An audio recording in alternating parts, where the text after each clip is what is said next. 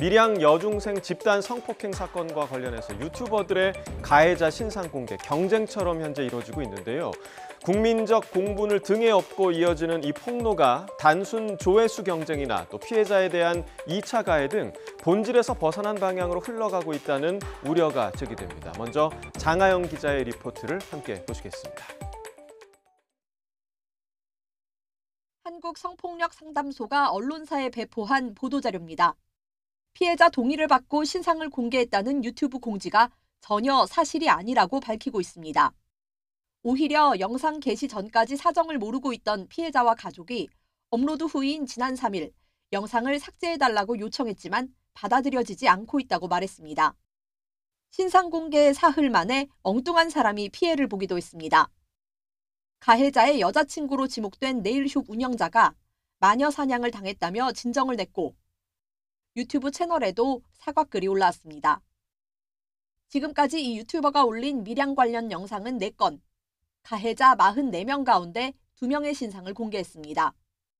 1명은 해고됐고 1명이 일하던 식당은 영업이 중단됐습니다.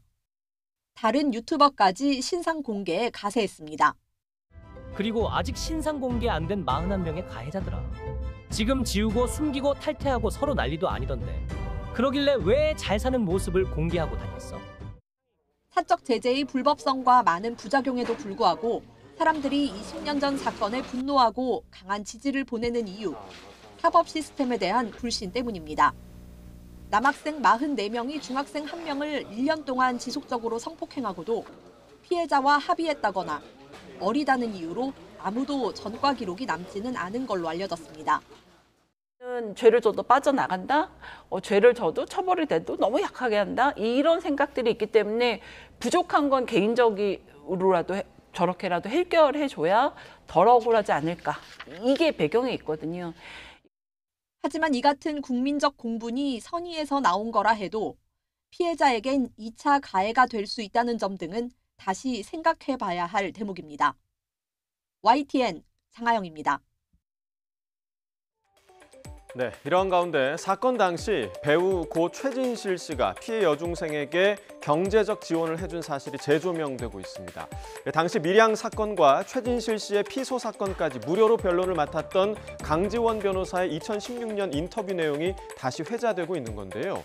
이 무료 변론 소식에 유명 연예인에 대한 특혜 아니냐, 이런 비판이 일자 강 변호사는 결국 최진실 씨에게 수임료를 받기로 했고, 이 수임료를 당시에 어려움을 겪고 있던 밀양 사건 피해자 A양의 어머니와 또 성폭력 상담소에 전달을 했다라는 겁니다. 이번 가해자 신상 공개에 피해자 동의가 없었다는 점, 그리고 고 최진실 씨의 피해자 지원 사실, 이 두 가지가 사뭇 대조적으로 느껴질 수밖에 없습니다. 지금 이 뉴스였습니다.